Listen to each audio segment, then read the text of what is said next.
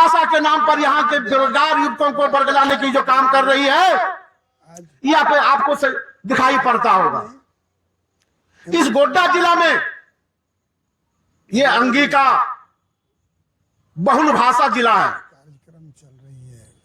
कुरमाली बहुल भाषा जिला है, लेकिन यहां से अंगिका भाषा को हटा देना क्या ये न्यायोचित है? मैं बताना चाहता हूं, दीपिका पांडे जी, प्रदीप यादव जी, संजय यादव जी भी अंगिका भाषा भाषी हैं। ये लोग आवाज क्यों नहीं उठाए हेमंत सरकार के पास कि आपने किस कारण से गोड्डा जिला को अंगिका भाषा से दूर बनाए रखा? क्यों आप गोड्डा जिला को अंगिका भाषा से वंचित किया? इसका जवाब देना होगा। तो कहीं ना कहीं यहां के जनप्रतिनिधि कमजोर हैं। जहां के जनप्रतिनिधि मजबूत हैं, वो अपनी बातों को मनाने का काम हेमंत सरकार से किया है।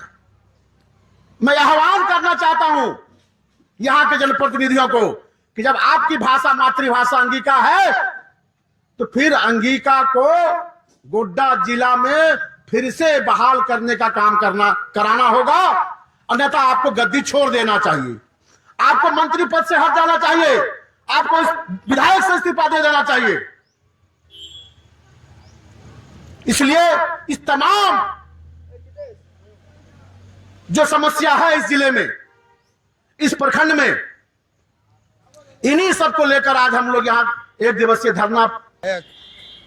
पूर्व विधायक अमित मंडल जिंदाबाद, अमित मंडल जिंदाबाद, अमित मंडल जिंदाबाद। श्री अमित मंडल जी बंधुओं, पूर्व विधायक हम लोगों के बीच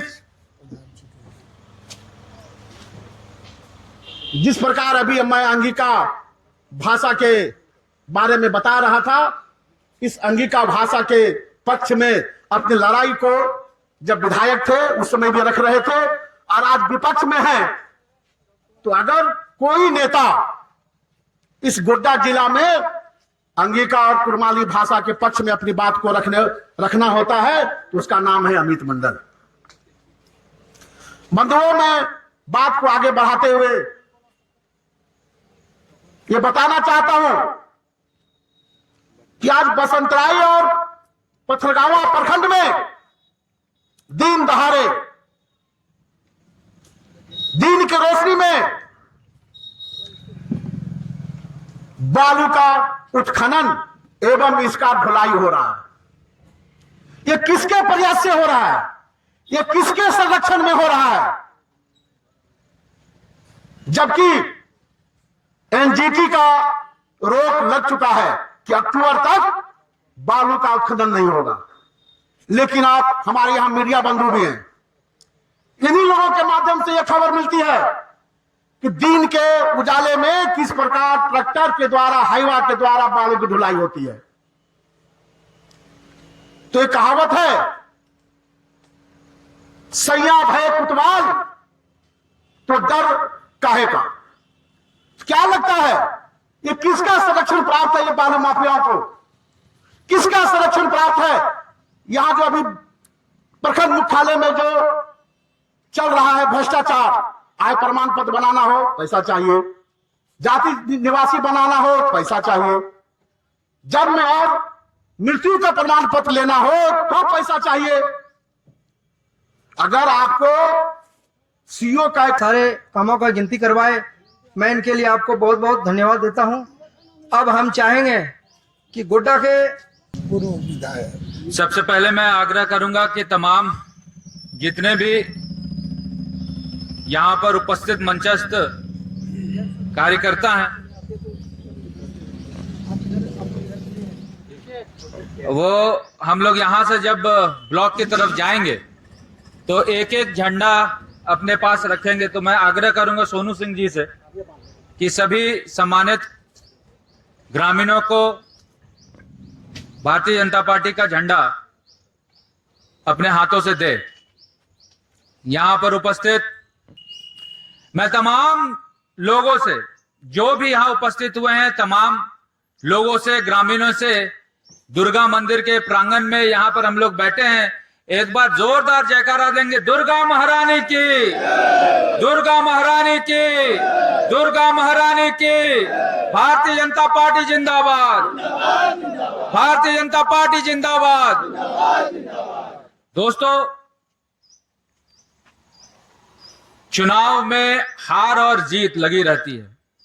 जो जीतता है वो हारता है, जो हारता है वो जीतता है।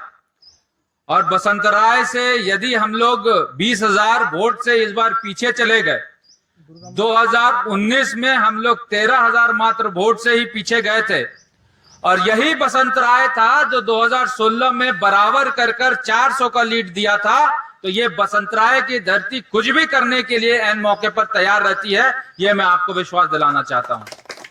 भले ही 20,000 हम लोग वोट पीछे चले गए हो, लेकिन आने वाले समय में मैं एक एक कार्यकर्ताओं से आग्रह करूंगा कि इस 20,000 की संख्या को, इस 20,000 के वोट को कम कैसे करना है। हर एक कार्यकर्ता अपने ऊपर यह जिम्मेदारी ले कि आने वाले समय में भारतीय जनता पार्टी का कमल फूल कैसे यहां पर खिले। इसको लेकर हम लोगों को अभी से जी तोड़ मेहनत करने की आवश्यकता है। आज बसंतराय सही मायनों में और पिछड़ा प्रखंड होता चला आया है। आपको याद होगा, मैं आपको याद दिलाना चाहता हूं कि चुनाव के ठीक पहले सितंबर माह में जब मैंने ये सड़क का शिलान्यास किया था दुमुही से बसंतराय, और ये सड़क का निर्माण आज चालू हुआ है, मैंने उस समय भी कहा था कि यदि अमित मंडल यहाँ का विधायक नहीं रहेगा तो ये रोड में अनियमितता होगी। और आपको जानकर दुख होगा कि ये जो लाइफ लाइन है बसंतराय का, ये छोटी पुल जो हमारा यहाँ पर है, आपका जैसे आप निकलते हैं पकड़िया से, जो छोटा सा पुल है, वो पुल का डीपीआर से नामो निशान हटा दिया। अब वो पुल ही नहीं बनेगा। जो छोटा सा सकड़ा सा पुल है, यदि वो पुल ही नहीं बनेगा तो बसंतराय में इतना बड़ा पीडब्ल्यूडी सड़क लाने का क्या फायदा है, आप बताइए। पुल बनना चाहिए ना छोटा वाला। सबसे मजबूत पुल, सबसे जरूरी पुल वो है। आज किसके इशारे पर उस पुल को हटा दिया गया, ये यहाँ के जनप्रतिनिधि से सवाल करने की आवश्यकता है। क्योंकि यदि वो पुल नहीं बनेगा तो ये पीडब्ल्यूडी सड़क का कोई औचित्य नहीं रहेगा, और मेरा जितना भी मेहनत था पीडब्ल्यूडी सड़क को लाने का सारा मेहनत पानी में चला जाएगा। इसीलिए जनता को सबसे पहले विकास के कार्यों में सवाल करने की आजादी है, और आपको सवाल के माध्यम से जवाब ढूंढने की भी आपको आजादी है कि क्यों ये सड़क बन रहा है तो उसके साथ साथ ये पुल नहीं बन रहा है। इसकी भी चिंता, इसकी भी सवाल आप लोगों को अपने जनप्रतिनिधि से करना चाहिए। ये बहुत बड़ा मुद्दा है, और इस मुद्दे को आपको गांव-गांव तक पहुंचाने की आवश्यकता है, क्योंकि ये पुल अगर नहीं रहेगा तो बसंतराय कभी कनेक्टेड नहीं होगा, और ये पुल अच्छा बनेगा तो बसंतराय हमेशा गोड्डा से कनेक्टेड रहेगा। इसलिए पुल बन के तैयार होना बहुत जरूरी है। रोड भी चाहिए और उसके साथ साथ ये पुल भी चाहिए। ये मैं आपको जानकारी दे रहा हूं, शायद आपको ये जानकारी ना हो। अभी हालिया दिनों में मैं मोकल चक गया। मोकल चक में जिस प्रकार से हमारे बिहारी सिंह जी जो मोकल चक धाम चलाते हैं, उनके घर परिवार में उसके भतीजे के साथ उसकी निर्मम हत्या हो गई, और यही पुलिस प्रशासन उस हत्या को आज के डेट में आत्महत्या कह रहा है। तो ये किसके साथ इंसाफ हो रहा है, न्याय हो रहा है, ये आपको समझने की जरूरत है। हमको ये समझने की जरूरत है, आज हिंदू के बारे में बोलने वाला कोई बसंतराय में नहीं बचेगा। इसीलिए आपको आवाज उठानी होगी, सही को सही और गलत को गलत बोलना होगा, और आपके तरफ से जब आवाज नहीं उठेगी तो सारे के सारे आवाज को ऐसे दबा दिया जाएगा। आज कई ऐसी बातें हैं जिनके बारे में चर्चा यहां करने की आवश्यकता है। आप बताइए कि बसंतराय में जो ब्लॉक बना, आज ब्लॉक मुखिया जी भी यहां उपस्थित हुए हैं, और ब्लॉक में जिस प्रकार से धांधलियां हो रही है, चाहे सीओ के माध्यम से हो चाहे बीडीओ के माध्यम से हो, इसको अंकुश लगाने का काम जनप्रतिनिधि को करना चाहिए कि नहीं करना चाहिए।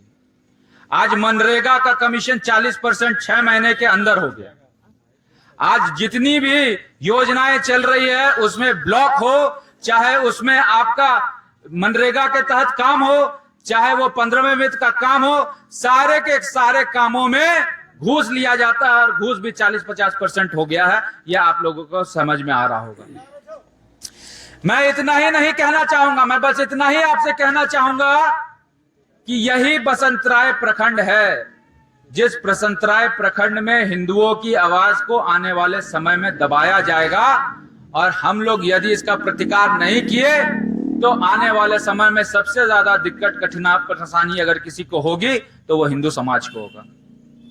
उदाहरण के तौर पर एक तो मोकलचक का ही है उदाहरण, आपके सामने मोकलचक धाम में किस प्रकार से हत्या हो गई, आत्महत्या का इसको नाम दे दिया गया, और इसमें यहां पर एसपी तक नहीं पहुंचे। एसपी शायद थाने, एक मिनट सूरज जी, एसपी शायद थाने तक गए और थाना में नहीं थाना जाकर उनको मोकलचक धाम जाके लोगों की गुहार को सुननी चाहिए तो गए एसपी? मैं आपसे पूछना चाहता, एसपी गए? आपने जिसको चुनकर भेजा, आपने जिसको मंत्री बनाया, मंत्री जी गए वहां पे? क्यों नहीं गए? मंत्री जी को जाना चाहिए। मंत्री जी तो बोलते हैं कि हम सारे छठी ब्याह शादी सब में जाते हैं। तो एक हत्या हो जाता है और हत्या के बाद भी यदि यहाँ के जनप्रतिनिधि वहां नहीं पहुंचते हैं, यहाँ का पुलिस प्रशासन नहीं पहुंचता है, और पहुंचता कौन है? हारा हुआ आपका विधायक अमित मंडल पहुंचता है और पुलिस प्रशासन को बुलाकर वहां 4 लोगों को गिरफ्तारी करता था। यदि भारतीय जनता पार्टी वहां पर नहीं जाती, यदि भारतीय जनता पार्टी वहां पर जाकर प्रतिकार नहीं करती, तो मैं आपको दावे के साथ कहता हूं एक भी गिरफ्तारी नहीं होती और हिंदू रोता रहता, कोई उसकी बात सुनने वाला कोई नहीं था। ये बसंतराय थाने की और बसंतराय का प्रखंड का ये जो है रवैया है। अभी आप बताइए, इधर आ जाइए, इधर आ जाइए, इधर आइए। अभी आप बताइए कि सब राहा जाता है कि नहीं जाता? राहा जाता है। राहा में एक नाबालिग का अपहरण हो गया, आपको पता चला? एक नाबालिग का, हिंदू का अपहरण हो गया, आपको पता चला? राहा में नहीं रहा, क्योंकि मीडिया उसको नहीं दिखाएगी। अब मीडिया क्यों नहीं दिखाएगी? एक दो मीडिया को छोड़ के, शायद नकीब जी गए थे, उनको छोड़ के बाकी कोई मीडिया उस चीज को तो नहीं दिखाई। उसकी घटना मैं आपको बताता हूं।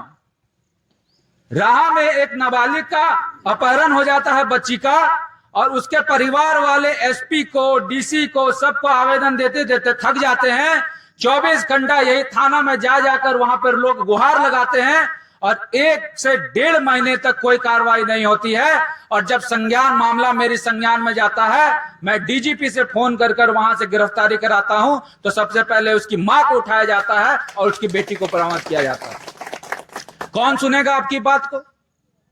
आज की डेट में कौन सुनेगा आपकी बात को? अगर आपके घर में, आपके परिवार में यदि कोई दिक्कत, समस्या, परेशानी आ जाती है तो उसको सुनने वाला कोई नहीं है। आज बसंतराय प्रखंड में यह स्थिति हो गई। मैं तो यह भी कहता हूं कि कोई भी समाज के लोग हो, चाहे हिंदू हो, मुस्लिम हो, यदि किसी को कोई दिक्कत, परेशानी, समस्या ब्लॉक के तौर पर, प्रशासन के तौर पर या पुलिस के तौर पर आती है, तो वो आज भी अमित मंडल से मिलेगा तो अमित मंडल उसका काम उतनी सरलता से कराएगा कि जहां के जनप्रतिनिधि नहीं करा पाएंगे। अभी हुआ ना जहाज कितना, अभी आपका रेशम्मा में लड़ाई हुई, रेशम्मा में लड़ाई हुई तो क्या हुआ? मैनेज कर देते हैं सब। मतलब गुनहगार बदमाशी भी करेगा, गुनहगार मारेगा भी, गुनहगार पीटेगा भी, और फिर थाना पुलिस जब आपका नहीं सुनेगा तो मजबूरन आपको क्या करना पड़ेगा? मैनेज कर लेते हैं, मामला को रफा दफा कर लेते हैं। तो आप मार भी खाइएगा और आप मैनेज भी करवाइएगा, मामला को भी रफा दफा कराइएगा, लेकिन न्याय नहीं मिलने वाला है। इसीलिए आज बहुत ऐसे लोग यहां उपस्थित हुए हैं। किन्हीं का ब्लॉक का समस्या है, किसी का उच्छेदी का समस्या है, किसी का वृद्धा पेंशन का समस्या है, किसी को जो है मैया सम्मान योजना नहीं मिल रहा है, किसी का पेंशन नहीं मिल रहा है। तो इन सब चीजों का आवाज उठाने के लिए तो हम लोगों को जद्दोजहद करना पड़ेगा और लड़ना पड़ेगा। यदि हम नहीं लड़ेंगे तो कहीं ना कहीं फिर हम लोगों की बात को सुनने वाला कोई नहीं होगा, और यदि आपकी बात को सुनने वाला कोई नहीं होगा तो आप ब्लॉक में दौड़ते रह जाएंगे, परेशान हो जाएंगे, कोई आपका कहीं फरियाद नहीं होगा। आज आपके मीडिया के लोग हैं, मैं उनसे भी पूछना चाहूंगा कि यदि मेरा कोई भी कार्यकर्ता, यदि कोई आम जनता आवाज उठाता है तो उसके आवाज को दबा दिया जाता है। यहीं आपके उम्मीदवार थे, यहां से जिला परिषद के उम्मीदवार लोकनाथ गुप्ता जी, उनको किस तरह से प्रताड़ित किया गया। सिर्फ एक बात उन्होंने फेसबुक में सोशल मीडिया में लिखा, उनको थाना बुला के थाना में बैठा दिया गया और ये बोला गया कि ज्यादा आवाज करोगे तुम्हारी आवाज को यहीं दबा दिया जाएगा। अब वो डर के मारे कुछ नहीं बोल पाता है, ऐसी स्थिति परिस्थिति उत्पन्न हो गई। तो इसके लिए आवाज उठाना पड़ेगा।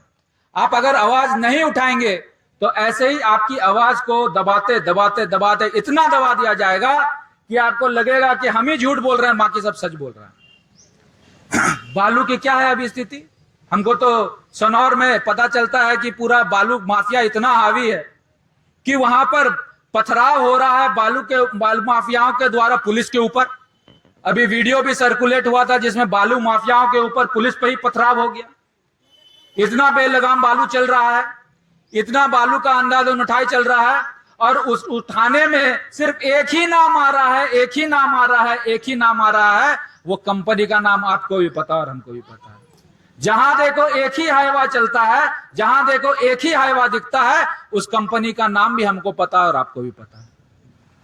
तो आखिर आप बताइए कि बालू है पंचायत में इस्तेमाल करने के लिए कि बालू है ढाका मोड़ बिहार और नेपाल भेजने के लिए? जो बालू ढाका मोड़ नेपाल बिहार जा रहा है वो तो करोड़ों में कमा रहा है, लेकिन जो पंचायत को बालू मिलना चाहिए वो बालू आज 3,000 4,000 से कम में भी नहीं मिलता है। यह भी सच्चाई है। आपका बालू, आपका नदी, आपका मेहनत और काम और उगाही कौन कर रहा है? कोई बिहार से आके कर रहा है, कोई नेपाल से आके कर रहा है और कोई आके बांग्लादेश से कर रहा है और बंगाल से कर रहा है। इसीलिए इसको रोकेगा कौन? रोकना आपको है, काम करना आपको है। आज हम लोगों ने कई ऐसे मुद्दों यहां लिखे हैं, भ्रष्टाचार का मुद्दा लिखा है, कानून व्यवस्था का मुद्दा लिखा है, पानी का व्यवस्था लिखा है। आज बताइए, जो चापाकल मैंने अपने पैड पे स्वीकृत कराया था, जो चापाकल मैंने अपने पैड में यहाँ के आम जनता को लिखा था, तो वो चापाकल कभी हुसैन के घर चले जा रहा है, अंसारी के घर चले जा रहा है और दास का टाइटल होता है तो टाइटल काट दिया जाता है और वो इरफान के पास चले जाता है और शैतान के पास चले जाता है, लेकिन आपके पास नहीं आता। ये सच्चाई है और आपको इस चीज को समझना होगा और ये देखना होगा कि किस प्रकार से यहाँ पर चरम में भ्रष्टाचार है, चरम में यहाँ पर जो है वोट बैंक की राजनीति शामिल है। और इसी को जगाने के लिए हम लोग ब्लॉक में आए हैं। और मैं ब्लॉक पे बैठे पदाधिकारियों से भी कहना चाहूंगा, मैं ब्लॉक पे बैठे चाहे आपके सीओ हो, चाहे बीडीओ हो, चाहे थाना प्रभारी हो, यदि भारतीय जनता पार्टी का एक कार्यकर्ता के ऊपर भी आपने आंख उठाकर देखा तो अमित मंडल इसी तरह से ब्लॉक कर देगा। ये मत समझिए, ये मत समझिए कि अमित मंडल हार गया तो टूट गया। ये मत समझिए कि अमित मंडल हार गया तो भाग गया। अमित मंडल फिर से वहीं खड़ा है। अमित मंडल अपने कार्यकर्ताओं के साथ खड़ा है और अमित मंडल अपने कार्यकर्ता और जनता को इंसाफ देने के लिए यहाँ खड़ा हुआ है। आपके बीच में आने का काम अमित मंडल ने किया और ये सिलसिला धीरे धीरे धीरे और तीव्र गति पकड़ेगा। ये सिलसिला धीरे धीरे और तीव्र गति पकड़ेगा और जिसको ये वहम हो गया है कि समंदर का पानी है, लहर आया है, सब चीज समेट के हम ले गए हैं, लेकिन वही समंदर का पानी फिर से वापस जाता है। और अगर समंदर के किनारे अपने घर बनाया है तो वही समुद्र का पानी उस घर को तोड़कर अपना जगह को खुद खोजने आता है। यही हम लोग भारतीय जनता पार्टी करने वाले हैं। भारतीय जनता पार्टी जिंदाबाद। जो धरती हम लोगों ने खोया है, जो जगह हम लोगों ने खोया है, भारतीय जनता पार्टी के कार्यकर्ता उस समंदर की तरह हैं। भले ही उनका अभी बहाव नीचे की तरफ है, लेकिन जब लौट के आएंगे तो वो अपनी जगह को खुद खोज लेंगे और पुनः हम लोग किनारे पे राज करने का काम करेंगे। ये मैं अपने कार्यकर्ताओं के माध्यम से कहता हूं। इसीलिए आपको हताश निराश होने की जरूरत नहीं है।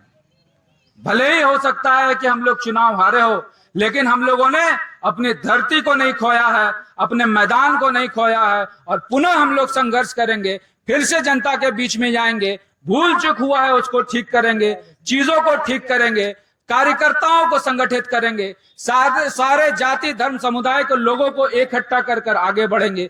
चाहे हिंदू हो चाहे मुस्लिम हो, मैं फिर कहता हूं कि चाहे मुस्लिम के भी अगर कार्यकर्ता हो या मुस्लिम की भी कोई जनता हो, उनका भी कोई समस्या दिक्कत परेशानी है, उनकी बात को ब्लॉक में नहीं सुना जाता है, यदि पुलिस प्रशासन उनकी बातों को नहीं सुनता है, तो मैं आपको एक बात आश्वस्त करता हूं कि अमित मंडल उसके लिए भी खड़ा है। कहीं कोई भेदभाव का काम नहीं है।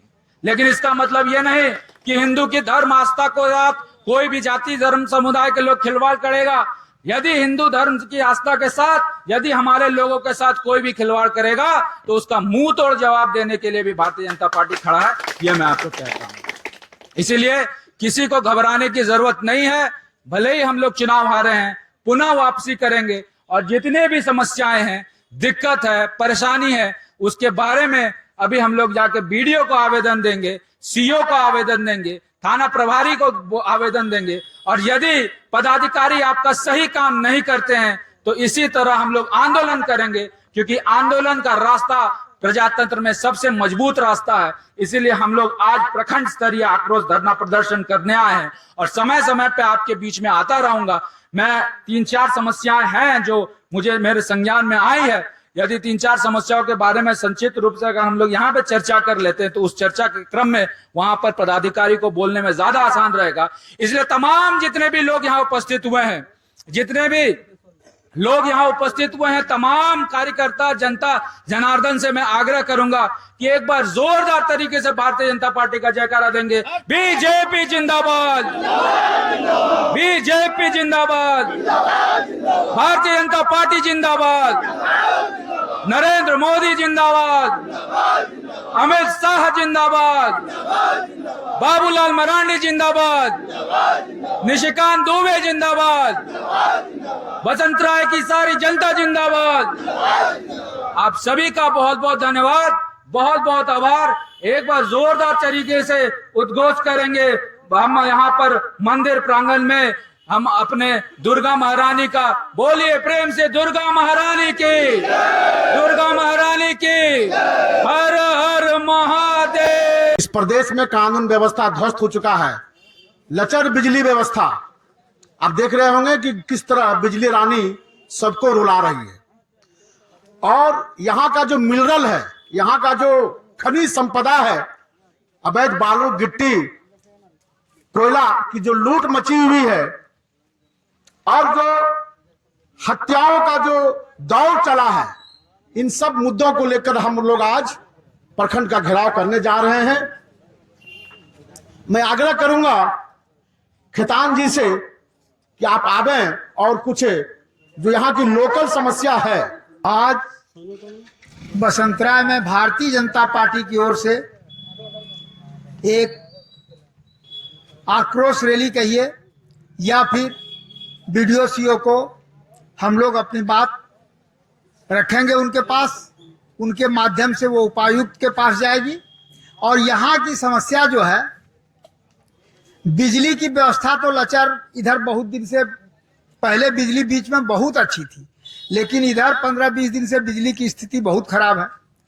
पानी की व्यवस्था के बारे में मैं बता दूं, एक जल मीनार बना हुआ है यहाँ, जो वो लगता है कि लहास खड़ा हुआ है, उससे पानी आज तक नहीं मिला। जबकि पानी का उसका सप्लाई का टूटी उटी भी हम लोगों के घर में लगा, लेकिन पानी नहीं आया कभी, उसका कारण जो भी रहा हो।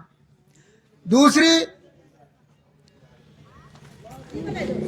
भ्रष्टाचार के बारे में अगर कहा जाए तो भ्रष्टाचार का तो कुछ भी कहना बड़ा अतिशयोक्ति ऐसा लगता है।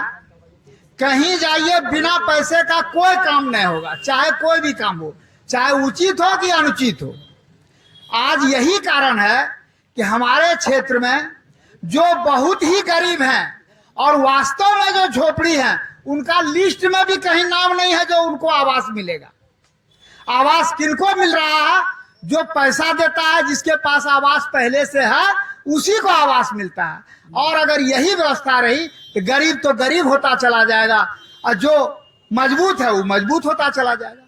इसलिए मेरा सबों से आग्रह है कि इस रैली में सभी लोग उत्साहपूर्वक चलें, ताकि हम लोग अपनी बात वीडियो के समक्ष रख सकें। जय हिंद, जय झारखंड। वीडियो के समक्ष अपनी बातों को रखना है कि नहीं रखना है? क्या रखना है ना? इधर से रखना है ना? आप लोगों का भी कोई आवेदन है क्या? लाइए। भ्रष्ट नेताओं को जगाना चाहिए कि नहीं जगाना चाहिए? इसीलिए मैं आग्रह करूंगा कि पूरी जोश के साथ, पूरे जज्बे के साथ ब्लॉक की तरफ जाएं और अपनी अपनी समस्याओं को रखने का काम करें। अब मैं आग्रह करूंगा दिलीप जी से कि इस मार्च को आगे की तरफ ले जाने का काम करें।